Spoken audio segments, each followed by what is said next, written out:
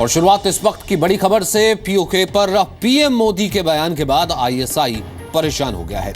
ISI ने कश्मीर के अलगाववादियों को नया टारगेट दिया है। खुफिया सूत्रों के मुताबिक आईएसआई ने अलगाववादियों से कहा है कि 15 अगस्त को कश्मीर में काला दिवस मनाया जाए।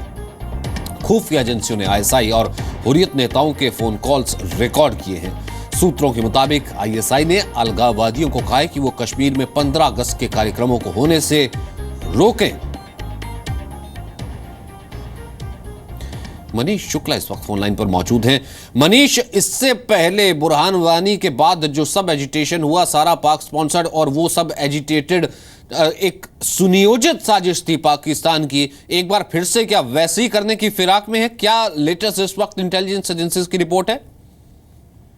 देखिए, जिस तरीके से पीएम ने पीओके पर बयान दिया है, उसके बाद से पाकिस्तान की तरफ से लगातार जो अलगाववादी हैं उन पर दबाव ये इस बात को डाला जा रहा है कि वो ज्यादा से ज्यादा प्रोटेस्ट करें, और खास तौर पर जो जिस तरीके से 15 अगस्त को स्वतंत्रता दिवस के मौके पे ये कहा गया है कि वो काले झंडे फहराएं और इसके साथ ही साथ ज्यादा से ज्यादा एंटी इंडिया प्रोटेस्ट करें, जैसा कि पिछले कुछ दिनों से चल रहा है। तो उसको काफी तेज करने को कहा जा रहा है, क्योंकि इस वक्त इंटरनेशनल कम्युनिटी पर भी पाकिस्तान के कई इलाकों में और खास तौर पर पीओके में जो कश्मीर का जो हिस्सा है वहां पर जो लोग रह रहे हैं उनके साथ ह्यूमन राइट्स की तमाम शिकायतें आ रही हैं, तमाम वहां प्रोटेस्ट कर रहे हैं बड़े पैमाने पर। तो पाकिस्तान कहीं ना कहीं एक दबाव में है, और इस दबाव का ये असर देखा जा रहा है कि वो अलगाववादियों को ये कह रहे हैं कि जितना ज्यादा वो प्रोटेस्ट करेंगे, जितना पत्थरबाजी होगी, वो जो तस्वीरें हैं बाहर अगर जाएंगी तो उनके ये फायदे के लिए हो सकती हैं।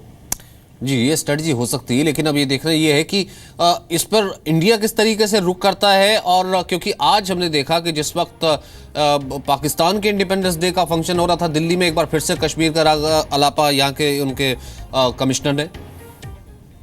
जी हाँ, देखिए, पाकिस्तान हमेशा ही ऐसे मौके पर इस तरीके से बातें करता है, कश्मीर के मामले को उठाते हैं और बार बार वो भारत को अस्थिर करने के लिए सिर्फ बयान ही नहीं देते, वो कई साजिशें रचते हैं। कई बार दंगे कराने से लेकर के प्रदर्शन कराने तक में इन्वॉल्वमेंट है। पैसे का बड़ा हिस्सा भेजा जाता है कश्मीर में, और अपनी जो उनके पीओके में जिस तरीके से प्रोटेस्ट होते हैं उसको वो आंख बंद करते हैं। सिर्फ आंख ही बंद नहीं करते, वहां लोगों के साथ जिस तरीके से जुल्म होता है, जब वो थाने जाते हैं तो उनकी शिकायतें सुनी जाती हैं, तो वहां तो उस मामले को लेकर के चुप रहते हैं। लेकिन कश्मीर को लेकर के लगातार इस तरीके से कोशिशें की जा रही है। तो इंटेलिजेंस एजेंसीज काफी अलर्ट हैं, एक एक मूवमेंट, एक एक ऐसे जो ट्रांजैक्शन है पैसे का, उसको देखा जा रहा है। और हो सकता है बहुत जल्दी एक बहुत बड़ा ये भी खुलासा किया जाए कि कितने जो अलगाववादी नेता हैं उनको कितने पैसे की खेप पाकिस्तान से भेजी गई है।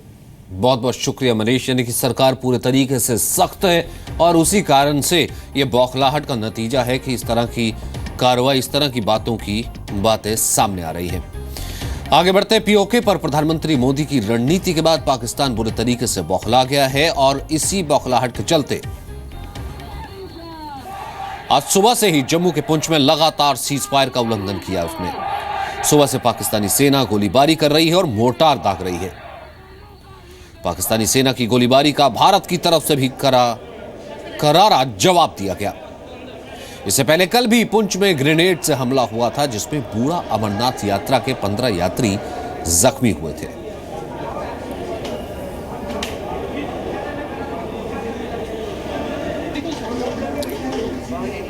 तो आज पुंछ में सीज फायर का उल्लंघन जो कि लगातार चल रहा है, भारतीय सेना ने उसका मुंहतोड़ जवाब दिया है।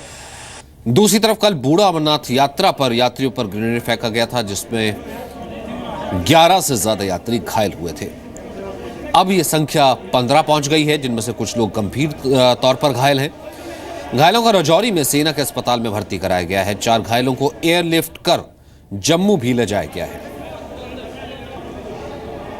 वही एक्सपर्ट्स का मानना है कि भारत को पाकिस्तान के सीज फायर उल्लंघन का मुंह तोड़ जवाब देना चाहिए। वायलेशन की है इन्होंने बॉर्डर की, पुंछ की बॉर्डर की वो की है, वो बहुत सीरियस है। इसके अगेंस्ट इंडिया को स्ट्रिक्ट एक्शन लेना चाहिए, क्योंकि इट इज़ बहुत क्लोज है इंडिपेंडेंस डे के पास, और इनके इंटेंशन साफ नज़र नहीं आते हैं। हमें ये जो इनके अटैक्स हैं इनको एज ए प्रॉक्सी वार लेनी चाहिए, और इसी तरह जो भी टेररिस्ट हैं उनको एज एन एनिमी कंसिडर करना चाहिए, और उनके साथ वैसा ही व्यवहार होना चाहिए जैसे एक एनिमी के साथ किया जाता है। पाकिस्तान ने फिर सीज फायर वायलेशन किया है जम्मू के पुंछ सेक्टर में और मोटर फायर्स चल रहे हैं। ये बहुत समय से बंद था। ये पाकिस्तान अपनी हरकतों से बाज नहीं आ रहा है। पहले भी हमेशा पुंछ और जम्मू के इलाके में ये सीज फायर वायलेशन करते रहे। हमारे डिफेंस मिनिस्टर ने साफ कहा है आर्मी को पूरी छूट है, मकबूल जवाब दिया जाएगा और पाकिस्तान की जो सेना फायरिंग कर रही है उनको अपने घुटने टेकने पड़ेंगे और ये आएंगे। ये इसी तरह से सीखते हैं और मैं कहूंगा कि पुंछ की जनता सफर होने के बाद भी इनके साथ कभी नहीं मिलेगी, भारत के साथ खड़ी रहेगी और जब भी इस तरह की कार्रवाई करेंगे इनको पूरा सबक सिखलाया जाएगा। तो पोस्चरिंग तो सख्त की है भारत ने, अब देखना यह है कि उसका रिजल्ट भी कितने वक्त तक अपने रुख में सख्त दिखा पाता है। भारत ने पीओके पर अपनी रणनीति साफ किया कि पाकिस्तान की बौखलाहट खुलकर सामने आ गई। पहली बार देश के किसी प्रधानमंत्री ने पीओके पर इतने साफ तौर पर अपना रुख दुनिया के सामने रखा। कश्मीर के आतंकवाद की आग में झोंकने वाले पाकिस्तान को अब भारत के कड़े रुख की गर्माहट महसूस होने लगी है। इसी का नतीजा है पाकिस्तान कभी बातचीत की पेशकश करता है तो कभी सीमा पार से गोले दागता है, तो कभी कश्मीर में अपने चहेते हुर्रियत नेताओं के साथ नापाक प्लानिंग करता है। लेकिन भारत के मौजूदा स्टैंड ने पाकिस्तान को बैकफुट पर लाकर खड़ा कर दिया है।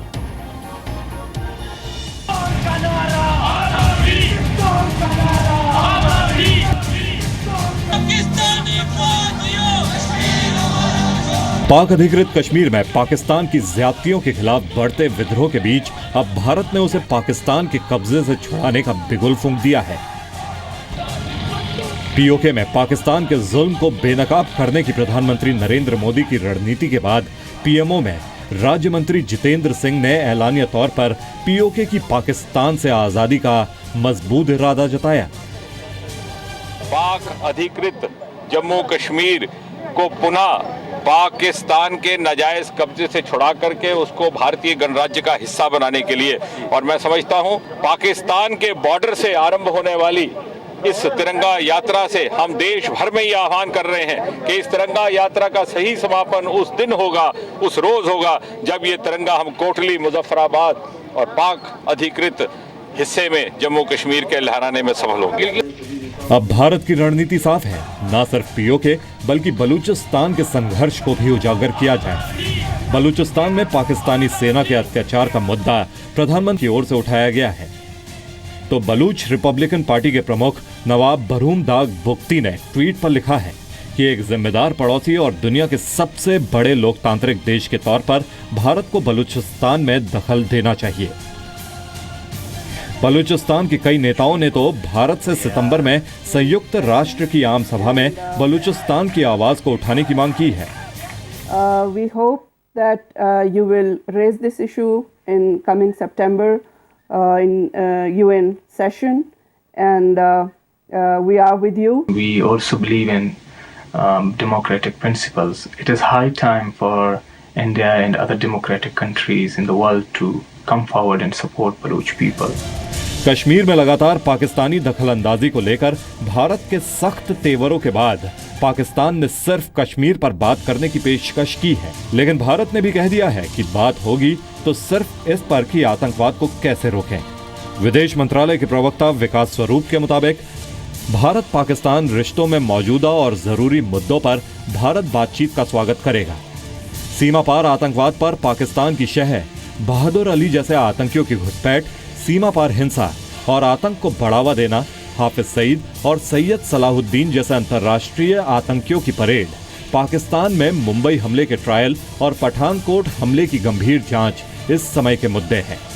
विदेश मंत्री सुषमा स्वराज ने भी कहा है कि आतंकवाद के खिलाफ कार्रवाई के बिना अब बात नहीं बनेगी। that dialogue with sponsors and supporters of terrorism should carry on without being linked to action in that regard. Kashmir के हालात बिगाड़ने पर भारत के संयम का पाकिस्तान ने अब तक खूब इम्तिहान लिया है, लेकिन अब लड़ाई एलओसी के पार होगी। रविंद्र कुमार, जी मीडिया, दिल्ली।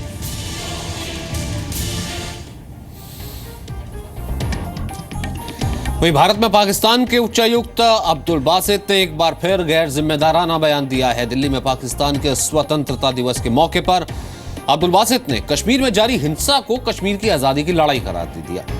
बासित ने कहा कि पाकिस्तान ने इस साल अपनी जश्न आजादी कश्मीर के नाम कर दी है।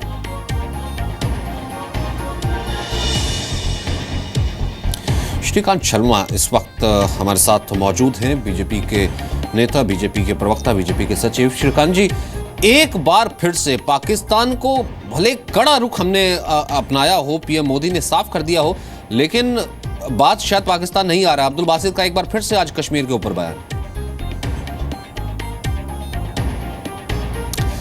आवाज लगता नहीं पहुंची। श्रीकांत से एक बार बात करने की हम कोशिश करेंगे। तो ऐसे में क्या एक बार फिर से, क्योंकि अभी कुछ दिन पहले ही एस जयशंकर ने तलब किया था और उसके बाद कड़ा एतराज जताया था पाकिस्तान के आतंकवाद के रुख का, जिस तरीके से वो कश्मीर में आतंकवाद को समर्थन कर रहा है। लेकिन उसके बावजूद अब्दुल बासित का एक बार फिर पाकिस्तान